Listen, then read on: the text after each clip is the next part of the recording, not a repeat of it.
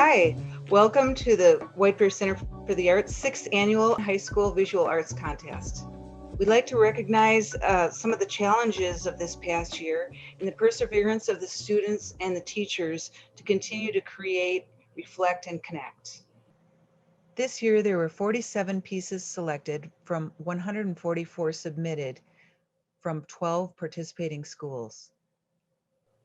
We have 13 awards, 3 judges' choice, 3 honorable mentions, 3 awards of merit, 2 awards of excellence, a director's award, and best of show. I'd like to thank our judges who really put a lot of time and effort and their expertise into choosing these works. We have Alex Chin, Erica Rasmussen, and Candace Davis. Okay, we have our Judges' Choice Awards. The first judge, Erica Spitzer Rasmussen, chose Greed by Ryan Weiss. Hello, I'm Erica Spitzer Rasmussen. I'm a professor of art at Metropolitan State University in St. Paul. I'm a paper maker specializing in paper garments and limited edition hand-bound books. The piece that I gave my jurors award to is Greed by Ryan Weiss. Greed for me demonstrates an excellent balance between form and content. The beautifully drawn, realistic animals are juxtaposed with a searing commentary on human activity and its impact on the natural world. From the sales tag on the lion's ear to the scope of the gun and through the surrealistic nature of the dissolving rhinoceros, the artist delivered a sombering message without being heavy-handed. You know, I think it's so easy to turn your audience off when you're presenting morally conscious or politically charged artwork. The artist here could have easily have just drawn for us 3 bloody carcasses to deliver his point. But instead what he did was he chose to portray the wildlife as majestic creatures that deserve our respect and protection. And lastly, I just want to say that I think he did a really nice job with the handling of the media here. So often it seems that colored pencil makes for light and playful colors, but here the artist created rich earth tones and neutral colors and presented them in tandem with a wide value range. So overall, just well done. Our next judge, Alex Chin, chose Rose with Dewdrops by Olivia Nienaber. Hi, my name's Alex Chin. I'm a ceramic artist. I've been working in clay for about 20 years, I guess. And I'm the clay studio manager at White Bear Center for the Arts. And I also keep a studio at Northern Clay Center. So I work in functional work as well as tile and sculptures. I chose Rose with Dewdrops as my judge's choice. I think that this piece takes steps outside kind of the realm of this is a rose into a place that's kind of otherworldly. The use of black and white that was a good choice because it sets a very timeless mood, I think. It's not so much about representing the flower as a flower, and the depth of field helps with that too. The focus is on kind of the lighter center part. The amount of dewdrops on this flower is amazing. It's kind of in the level of almost like crystallized sugar or something like that. I think so. That was my choice.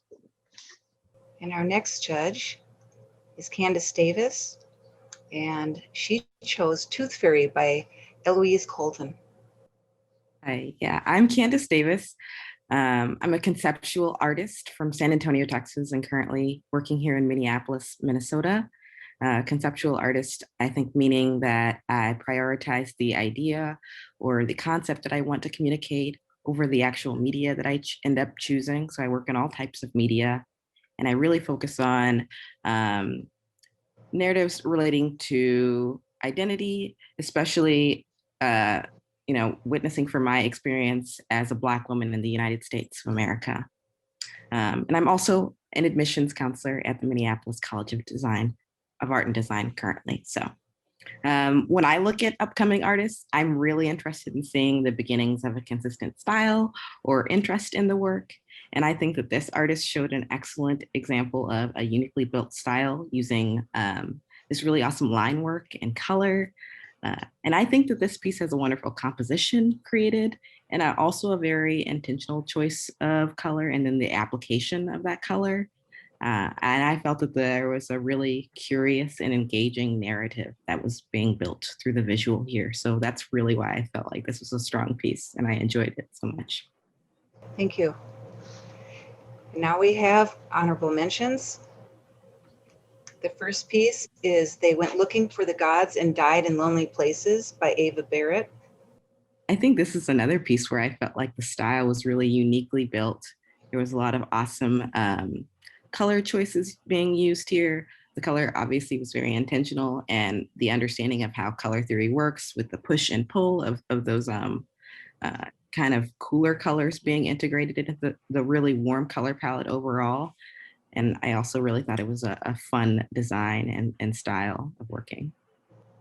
Yeah, I appreciated the shading on the individual and how that contrasted with the blocky colors of the background and how it really focused on the individual who is really kind of in his own world.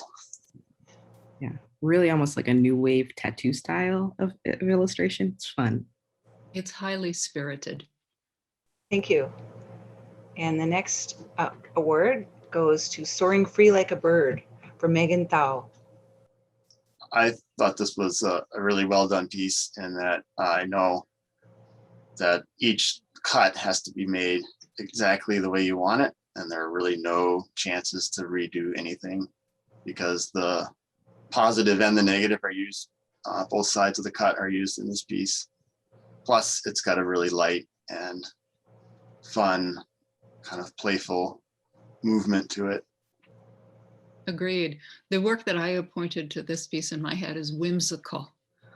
And these extreme shifts in value really make for a dynamic composition.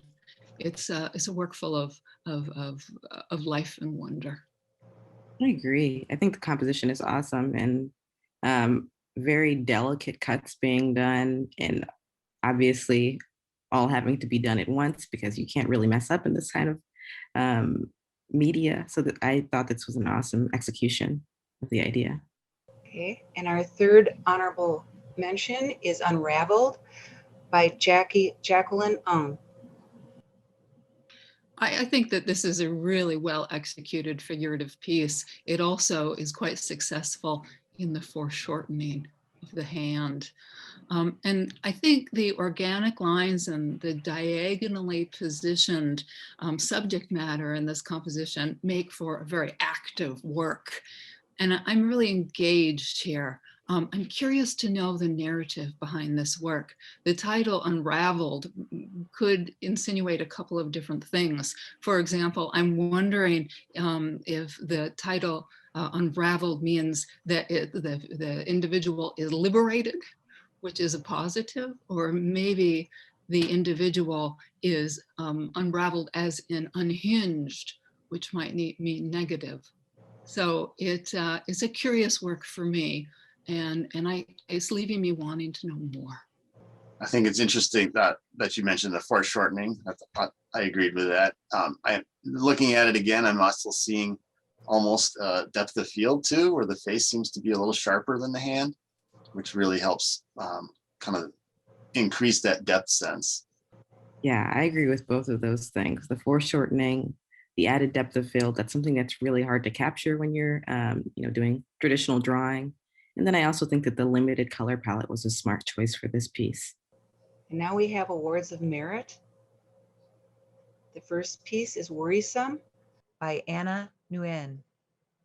I thought that this was an amazing example of figurative clay work, and I really appreciated the glaze that was used and how smartly that was chosen to emphasize kind of the lines around where these facial features are. And I thought that was beautiful. I agree. That's a very good choice of glaze.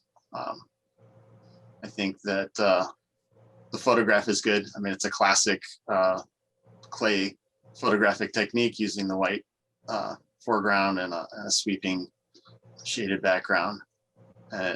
In this case, it really helps present the piece too. Agreed. It's a lovely work. It's quite simplistic, but it's very elegant. Second work is Abandoned Bathroom by Olivia Wenner. This is, I thought, a really fun piece. I had appreciated having two photographs so I could see that the toilet seat actually flipped up. I think there's some fun things about this as far as perspective and lighting. I think this feels like it's a bare light bulb lit space, in some poorly designed bathroom. So I noticed the sink is not really in line with sconces and radiators in a different spot. So there's a lot of kind of, and a broken glass window. There's some interesting things going on. I wanted to mention just a little bit about how the photographs in this, in all shows, are really important as far as for judging is concerned. Most often it's kind of representational in that you're just basically trying to show the piece. In this kind of show where the work is only going to be seen through the images, it becomes even more important because we never actually get to see the works. With three-dimensional work, you have kind of the added either burden or opportunity to give the perspective of the artist too. And in this case, I think that really comes through in that we are right in the space at almost eye level, and that's really enhances the work. I love the details in this piece, all the way down, just like a dollhouse, to the just most minute little elements. This artist is obviously very much attuned to detail. I like that. Yeah, I think that this is an awesome example of the craft that's really associated with world building, especially in this kind of physical space, like you might see in a stop motion animation or something like that. I thought this was really wonderful. And I would also emphasize what Alex said about how documentation can really be important. Of course, now in the pandemic era, but also in general, when you're submitting portfolios or applying to grants to receive funding for your arts, a lot of times I think those things happen digitally. So having such a great example of documentation of three-dimensional work is really great to see. And here's Sun Symphony by Eva del Castillo. This is such an inviting composition to me. I enjoy the naturalism of the portrait. I think the particulars of the subject's face are so specific that I feel like I might be able to identify this person in a crowd. But the abstraction of the piece through the full spectrum application, of the palette suggests a more expressive side. And it's the dichotomy of these elements that make the portrait so appealing to me, both the naturalism and the abstraction working together.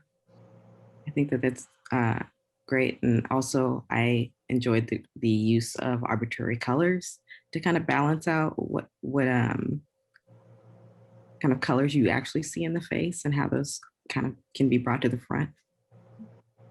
I appreciated the framing of this too, having some of the subject off frame and kind of emphasizing where the light was hitting the eye, which almost comes out in the center of the piece. I thought that ended up giving it a nice sense of movement. And I like the the shadow of the eyelashes on the nose. I think that was good to keep that in. That ended up being a really nice touch. I think I'm also seeing some reflections in the in one of the lenses of the glasses. So that's a really nice touch too. And next we have the Awards of Excellence. The first piece is Urban Upset by Elizabeth Kari. I really enjoy the perspective of this piece. It almost makes me a little queasy when I look at it. And so that's, yeah, kind of a nice little perk. I'm curious to know how the artist got the shot. Yeah, I was wondering that too. Seems almost like the camera lens is dead center on the road, but the framing of the building seems to be almost equal. And I also I mean, it's kind of fortuitous, the nice arrangement of colors in the cars and reflected in some of the construction pieces on the walk on the opposite side of the street. The color is really good in this. Yeah, I would agree with that. I think that the composition is really fun. It really does create that idea of an urban upset, and then the colors having, you know, those essential primary colors repeated throughout that. That's, I mean, that's just an amazing and like Alex said, fortuitous occurrence to have that right there. And I think that the choice to have the really high depth of field so that you're able to see very clearly all the way down. I think that that's a smart choice in your photographic endeavor here. The next piece is The Knife by Meg Peterson. I think that this just shows excellent technical skill, a lot of commitment to, you know, going in and using the tool to get those really small, finite bubbles. And then you used a really great example of a full value scale. So really dark blacks and then really bright whites that balance each other out well. I'd agree. One of the things I enjoy about this work is the unusual subject matter. This is not typical of high art, but instead speaks about the mundane. But the artist, obviously, in addition to her fine formal skills here, you can see that she really delights in seeing. And simply by creating this dimensionality out of every single bubble and creating reflections, they really, the whole of the imagery has a sense of dimensionality. So she did some very careful looking, and I applaud her for that. Yeah, I agree with all the everything said. One thing also that I appreciate is this kind of very intimate and personal scale, I guess it is. The hands are nearly your own. So it's almost like you're washing dishes with someone if you know well. And then the hands are very relaxed and it's a very natural.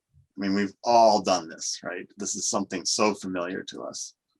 And we're back there, either next to someone we know or doing it ourselves. Next, we have the Director's Award. It's Utopia by Jane Mapstone. And this award was given on the body of her work. She has another piece too, if you look at the entire show on the website. And, you know, I think it takes a lot of courage for someone to express themselves in abstraction, especially at high school age, and feel confident. And I think this work is very confident, and using the monoliths, you know, that speaks to something mystical about evolution, you know, from 2001 Space Odyssey to Stonehenge, you know, that it's always been symbol of evolution and creation. So I also appreciate the way this was photographed, and that they were able to really make a wonderful composition with these pieces. Yeah, I like I thought the photograph is really well done. And again, it's a perspective that we're able to see that the artist brings, as well as the pieces itself, or the piece itself. The shadow and texture that comes out on the paper surfaces looks like stone or some kind of other material. And the arrangement and the shadows, and I think the photograph really brings the piece up a level. And I also really enjoyed that material choice of paper and then the cut string that was put together. It's very interesting. It's not something I've seen before. Finally, Best of Show, Hunting in the Night by Luke Carlson. At first, this photo appeared to me to be an elegant composition of koi swimming underwater, which was most likely influenced by traditional Chinese painting.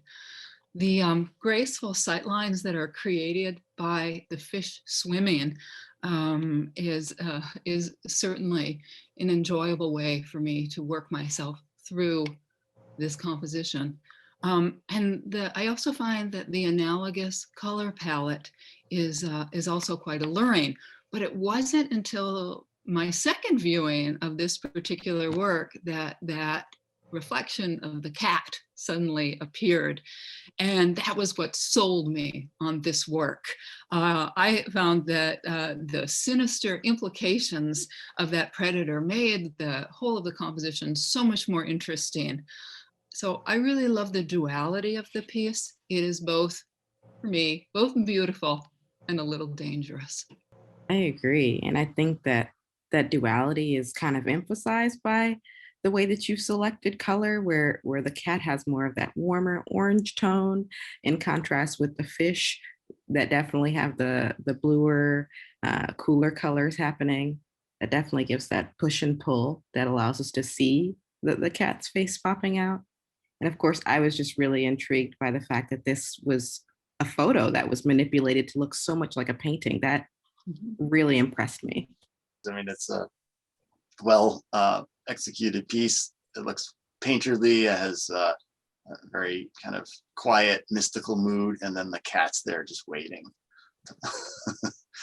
And that's certainly the hunting. I mean, at first I thought maybe the fish were hunting, but no. Yeah, it's a beautiful work. Congratulations to all the students that participated in the show. Thank you to everyone that participated. The work this year was really wonderful, and it wasn't easy to select the pieces that were in the show. The judges gave it a lot of thought and care. So I hope that you will all go to the website and see all of the work with the artist statements. Visit our website at whitebeararts.org/exhibitions. We'd like to especially thank Minneapolis College of Art and Design, not only for one of our judges, Candace Davis, but also for the prizes that they're donating, as well as wet paint.